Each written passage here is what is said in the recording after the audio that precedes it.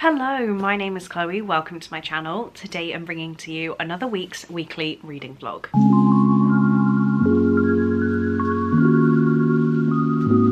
So we are coming up to the end of September. Time is blowing my mind. I won't tell you what day it is because I am pretty late in introducing the vlog, but I just want to quickly divert to what may have been yesterday when I got a new parcel and I was really excited to show you guys. Right, a little bit of editing magic has to have happened here because I haven't introduced the vlog yet, but I just got this parcel and I ordered a little boo-boo. When I opened the door and saw a bag, I'm already alarmed because the boo-boos come in boxes. So I know it was going to be fake, but like the excitement was opening a box. Oh no, do I take it back? What the hell? So we have the box, which is clearly fake. It's not even trying to be real. It's so not real that it hurts my head. Okay, I think I got the one I don't like. Oh, I did. Oh, but it's cute. The clip isn't attached. I don't know if it's fake. I can't tell. Its toes are fine. Its face is not great. I don't know if this is real, guys. I don't understand this. This is apparently hee-hee. Is it hee-hee? Which should be blue, according to this, but I think it is supposed to be grey. This is fake. I'm gonna go check on it, but I'm pretty sure.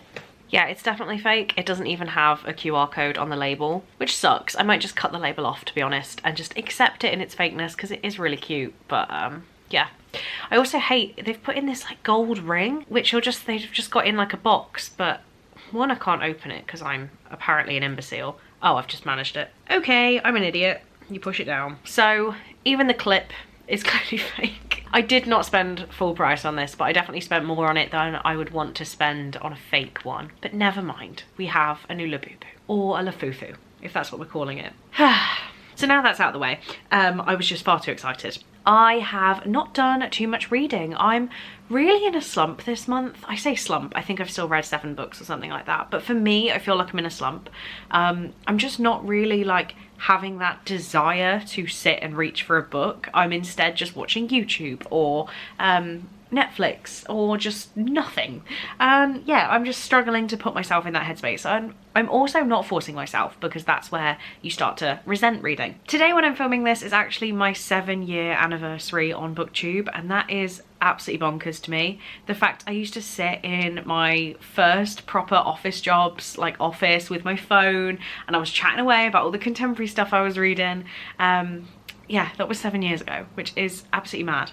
Absolutely mad. And here I am now. You can't shut me up. So what have I been doing? I have read a book already this week. I have read The Burning Girls by CJ Tudor. I was really looking for something to dislike about this because it's a massive hardback and the text is huge, so it takes up way more space than it needs to.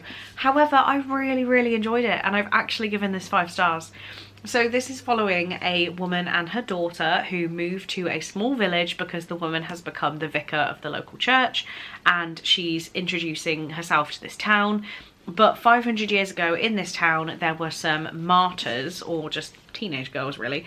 8 martyrs were burnt to death, and then 30 years ago 2 more teenagers went missing. So we've got all this like violence and murder and a bit of ghostiness thrown in there too. We're also looking at the relationship between the mother and the daughter, and I thought this was really good. Holding it in my hand now, I'm like, do I need to keep this so that I can read it again? I don't know, but I did 5-star it, so that must mean I absolutely loved it, right? So I have to keep it. This was actually on my These Books Will Self-Destruct for last year, and it's on my TBR this month because I hadn't read it in time. I'm so glad I actually gave it a chance because this was really good, and it's definitely one of the best mysteries I've read in a long time. I did not see some of the twists coming. One of them was like, I can kind of see how it was obvious, but the others, there was one moment where my jaw literally was like, okay, did not see that coming. So yeah, I thought this was really good, and I'm glad I read it. My next book is The Double Life of Daisy Hemmings, and I should have started this yesterday. I didn't. I was going to sit and read some on the sofa this morning. I didn't. So this is the project. I do have a lot of planning to do tonight. I need to plan my Patreon meetup because that is next weekend, which is nuts. I also need to plan for the 48-hour readathon and the 12-hour live show I'm doing, which will be happening this week. And I need to plan on my October Patreon content too. I think that's it. I think that's all my planning, but I'll get that done. I also have a call with Patreon because my Patreon's been broken for like 4 months, which is very irritating. So I have a call with them, and then yeah, I guess I'm gonna read, but like I'm also not in the mood to read. It's so bad, isn't it? A booktuber that doesn't want to read on the anniversary of her booktube. Anyway, hello, we're back in the same spot on my sofa. It is Thursday afternoon and I am still sick. Not impressed. I'm feeling better, but I still sound a bit crappy. It's already 4:30. I don't know where the day has gone. I'm so grateful it's almost done because work is just shockingly painful. So I'm so glad I'm getting towards the end of the week. I did finally start The Double Life of Daisy Hemmings this morning. I didn't watch any, I didn't read anything last night. I got really into the Caleb Hammer YouTube videos. I don't normally watch those. I think as an accountant, hearing about other, have I mentioned I'm an accountant? That's so funny. I wish Josie watched this vlog. But yeah, inside joke. I don't like watching people's financial situations that are really horrible because I'm like, what on earth are you doing? And I'm very, very judgy in that regard, especially when it's put on the internet for everyone to see. So I don't know why I really got into them. There's been some really interesting ones. There was a guy yesterday who said he was a micro influencer and he had 2,500 followers on Instagram, and I was like, that is kind of, yeah, he wanted to be a travel vlogger. No, he wanted his girlfriend to be a travel vlogger or something like that. Anyway, I got really into it, but I haven't been reading, so I finally started this morning. I'm on page 20, so I'm not exactly very far in. And I'm going to keep going. I'm going to read some of this tonight, but I looked online. It has an average rating of 3.29, which is quite low. We'll see. I'm going to keep going. I do often quite like books that other people don't like, so I'm going to read this tonight. I am updating because I had an Amazon package and I checked while I was on doing a voice note to Claire that this was gift wrapped because she has sent me another month's advent calendar, and I'd forgotten that for September she has pre-ordered a book, so I thought I was only waiting on December now, but this is September's book. And yeah, it's a pre-order. So it says in here, it's another one for the box for December. This should be parcel 9, I think, as I ordered this in February. Happy Christmas from Claire. So we have day 9 of the advent calendar and we only have day 12 left to go. I'm thinking like, well, ooh, I just nearly opened the gift wrap. I need to figure out how I'm going to do it because I'm going to be away for day 6 up to day 20 of December.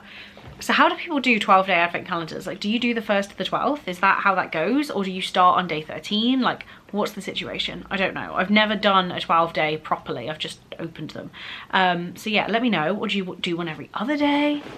I've tied the gift note on. I'll put this away. And yeah, we have another day for the advent calendar. So thank you, Claire. And I'm excited to get to open these. Hello, it is 5 to 11 on Saturday, which means it is 5 minutes until I start a 12-hour live stream. I was really hoping my hair would be dry by now, but I'm all prepped, I'm ready to go, and I'm excited to live stream for 12 hours. I've done it a few times before. It's not that hard. Like 12 hours seems like a really, really long time, but it's easy to keep yourself motivated. So I'm really looking forward to it. I think we're gonna have some fun, and yeah, reading has not been so productive. The last time I spoke to you, I was starting The Double Life of Daisy Hemmings, and I am sad to say that at about 100 pages, I am DNFing. I am so bored and I feel really bad about it. I was really looking forward to this book.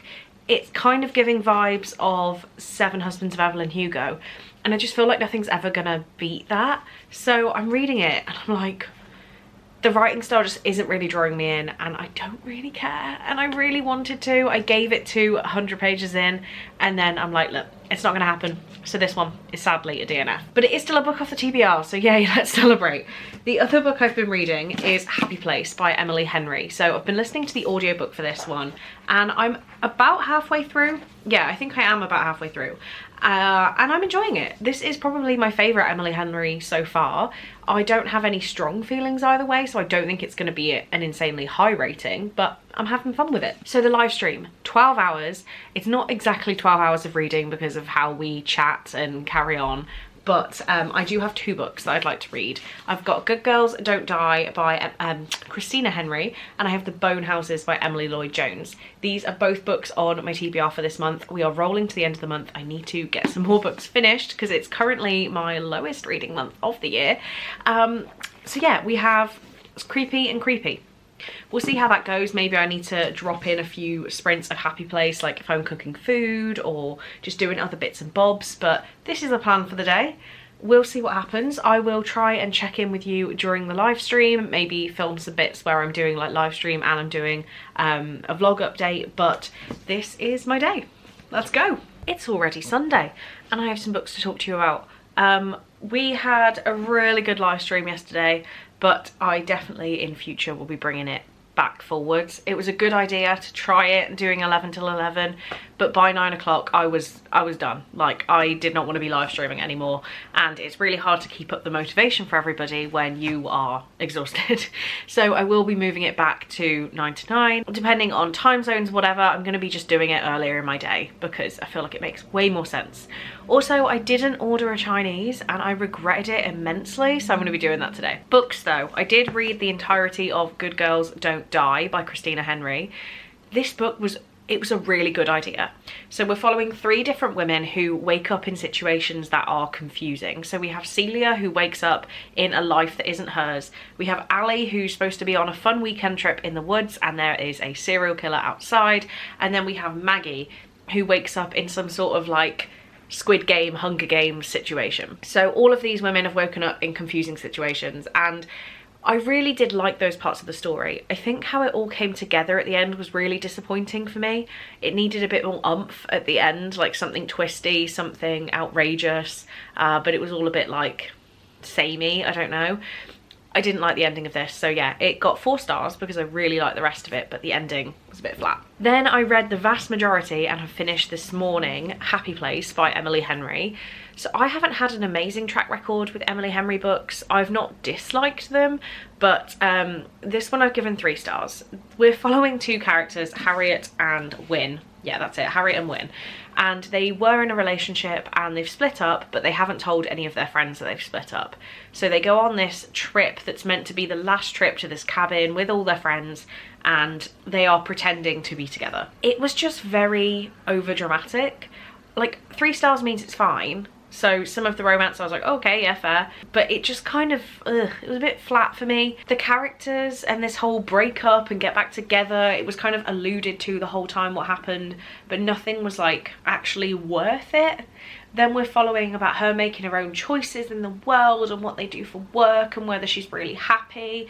It was all very like big messages, but the characters weren't very deep. So it was just, why should I care about these characters? I don't know. So yeah, I've now said really negative things, but I didn't hate it. So like 3 stars because it was fine, but I'm not going to take anything from this. I wouldn't reread it, and I don't think I would outright recommend it. So maybe it should be lower than 3, but like there was nothing wrong with it. It was just, I didn't really care. And then the last thing I had on the go was The Bone Houses by Emily Lloyd-Jones, and I've got to page 117. I've got to like the second part of the book, and this is not what I expected it to be. It's way more fantasy than it is horror. In just how it's written, it's very like historical-esque without being put in a time, and that's not really what I wanted. I want to keep going with it. I think I might split it across a couple of days, just read a chunk here and there, because it did really like slow me down reading this book. I wasn't very motivated to do it, so I think I'm going to read a little bit at a time, see what happens. But it's definitely not my favourite thing I've ever picked up, but maybe it could be really good towards the end. We'll see. A lot of the reviews though say it starts up with a really good premise and it doesn't follow through, so I'll have this done maybe by the end of today, but maybe within like the end of the month. That's what's going on. I need to go drop some vintage parcels off, but that's pretty much all I need to do. So I'm going out of the house, literally go to the vintage, like the impost locker. Feels like a waste of a trip out, but also like I don't really need to do anything else with my day. As I said, I'm gonna order a Chinese later. Kind of it, kind of all I've got going on. I think I should enjoy the peace and quiet, but also, yeah, I've got the Patreon meetup next week, so that's not going to be a quiet weekend. I then have a birthday party the weekend after. So I've got another 2 weeks until I can have a quiet weekend, so maybe I should just enjoy the nothing. Have a bit of a tidy up, get myself comfy, and yeah, but that's what's going on. Don't think we've ever sat at this level before on my kitchen floor. It looked the best. I don't know why. My Chinese just arrived, so this is my food and drink treat for the readathon. I have like 6 or 7 fortune cookies because clearly I am that many people.